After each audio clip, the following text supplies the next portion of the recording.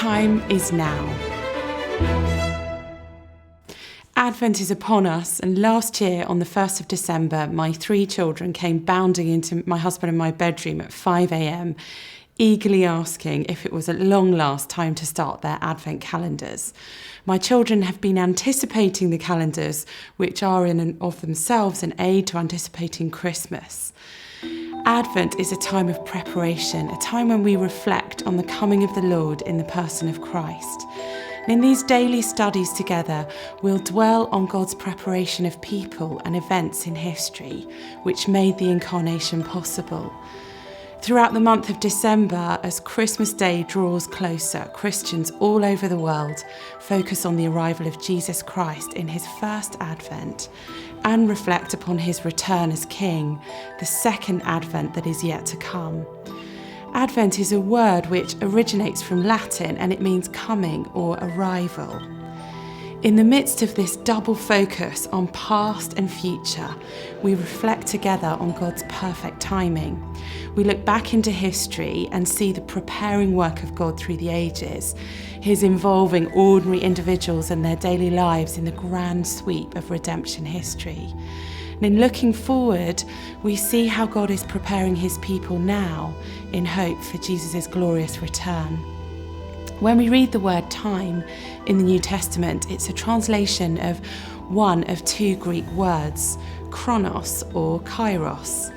Chronos, from which we get our English word chronology, means the time on your wristwatch, time on the move, time passing from present to future, and so becoming past.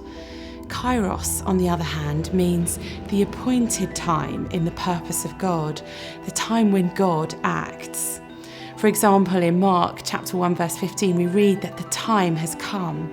The Kairos is fulfilled. Kairos is time in a qualitative rather than a quantitative sense. It's time as a stirring breakthrough, a significant occasion, an imminent, immeasurable quality.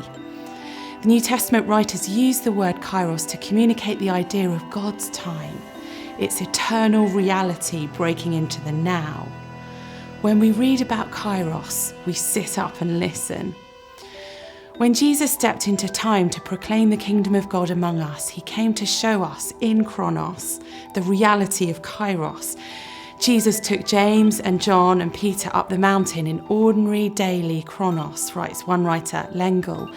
Yet during the glory of the Transfiguration, they were dwelling in Kairos. The Christian is given New Testament language to explain the tremendous encounters and life-shaping moments that occur in all of our lives. With unfolding day-to-day time, Chronos, God intervenes and works out his purposes. I tell you, now is the time, Kairos, of God's favour. Now is the day of salvation, says 2 Corinthians 6 verse 2. On our Christian journey, the questions of guidance, discovering God's will and purpose for us now, and submitting to his timing all loom large as daily discipleship themes. Where should I live? Whom should I marry? What kind of work should I do? To which areas of service in my church should I commit? Who am I led to share the gospel with? These are all questions of purpose and timing, and they're questions about which God cares. In this season of Advent, we will be pursuing God in his word and through prayer, expecting him to guide us personally in our lives and helping us grasp our calling in this generation.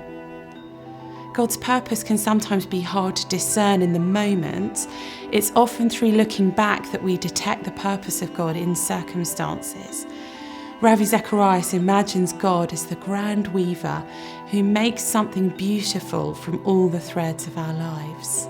He writes, "Now if an ordinary weaver can take a collection of coloured threads and create a garment to beautify the face, is it not possible that the grand weaver has a design in mind for you, a design that will adorn you as he uses your life to fashion you for his purpose, using all the threads within his reach?" Once you begin to see God's hand in your life, you'll know that his workmanship within you and through you was tailor-made just for you. His design for your life pulls together every thread of your existence into a magnificent work of art. Every thread matters and has specific purpose. In these Advent studies, we'll work together to do precisely that. We'll look back and see how perfectly the timing of God works out in the lives of individuals who could not have grasped the big picture of which they were a part. And as well as looking back, we'll also look forward, embracing hope for the future and regaining a biblical perspective on the time we have.